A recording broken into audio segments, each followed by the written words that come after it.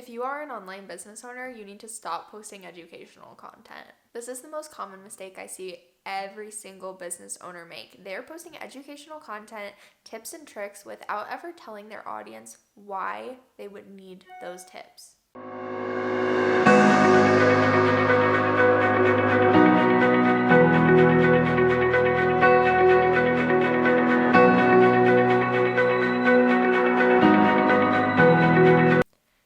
If you're new here, hello, I'm Kenda. I am the founder and CEO of Laney Media and a 7-figure visibility coach. So I work with brands and businesses to scale their social media and ultimately their income. If you're new, be sure to subscribe and follow along on my other social platforms. It's just my name across the board.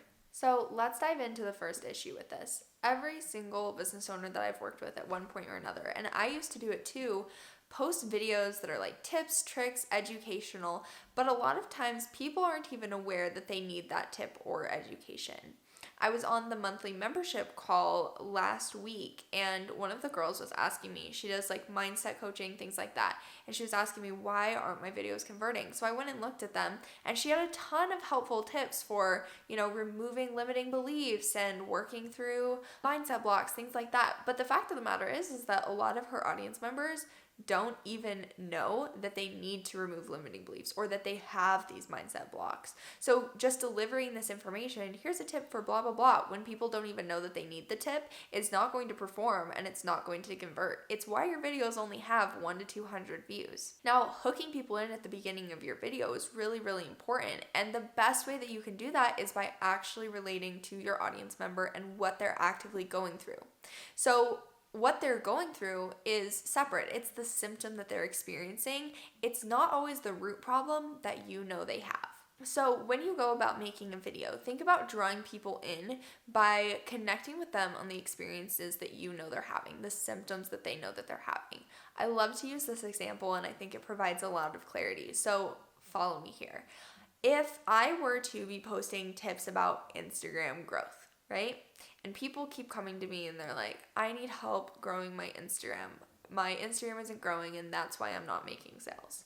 Let's back it up to what their real problem is, okay? So why isn't your Instagram growing? Well, I'm not consistent in posting. Why aren't you consistent in posting? Well, because I don't actually know what to post. I'm not super confident in what I should even say. Well, why don't you know what you should talk about? Shouldn't you just talk about your offers? Yeah, but I'm not super clear about what my offers are. And I have some imposter syndrome going on, and so I don't really know what to charge for my programs. Okay. So the problem isn't that your Instagram is growing. The problem is that you don't have clarity around your offers and your prices. But if I were to show up on social media posting a tip for figuring out your pricing, they wouldn't have even watched that video because they weren't fully aware that that was the problem. I had to bring them down that path and back them up so that they could see that that is what the actual problem was. All they knew was that their Instagram wasn't growing.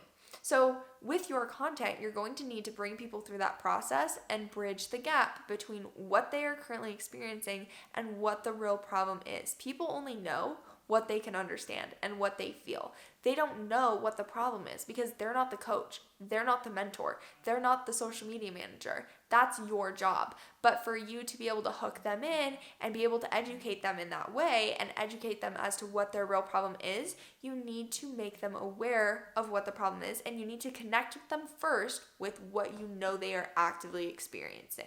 So this brings me to tip number 3, which is only provide solution-based content once you've warmed up your audience. So if you've been talking for 3 weeks about this one problem that people have, and this is how you know if you have the problem, here's the symptoms of the problem, here's some things that you can do, then you can start introducing the solutions once you've brought your audience along that process. And that's why it's so important with what I talk about, how you plan your content.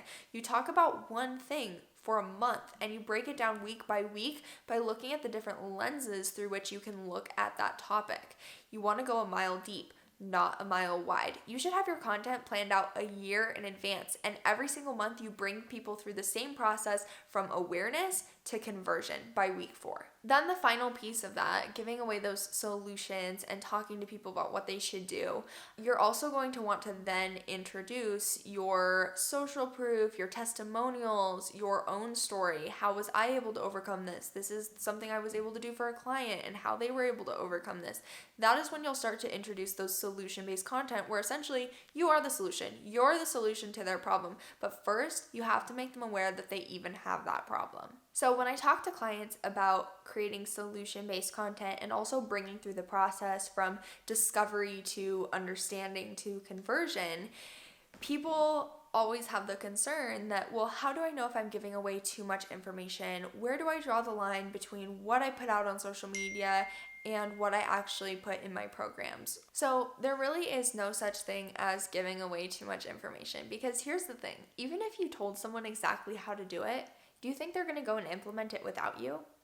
What you're going to do through your content is you're going to tell people what they're going to do, not how they're going to do it.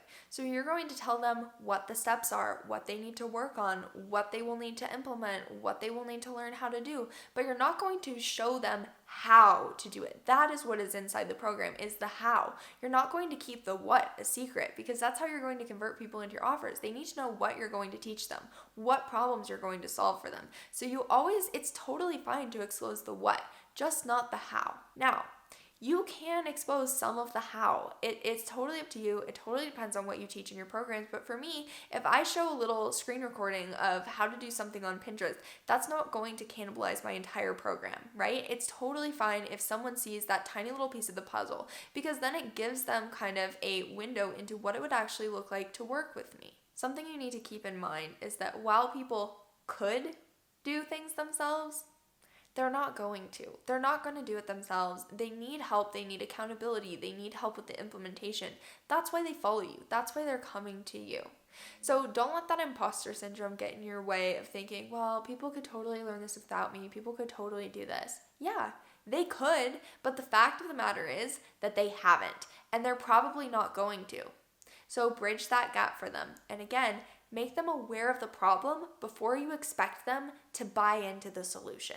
I hope that this provided some clarity to you around why your content might not be converting and what you need to change to actually drive those conversions with your organic content. There is no reason to be paying for ads if you just make people aware of the problem and then bridge the gap for them. Nurture your audience to the sale. As always, be sure to subscribe, leave me any comments if you have any questions, and follow me on all my social media. It's Kendall Laney on everything, and I will see you in the next video. Thanks for being here.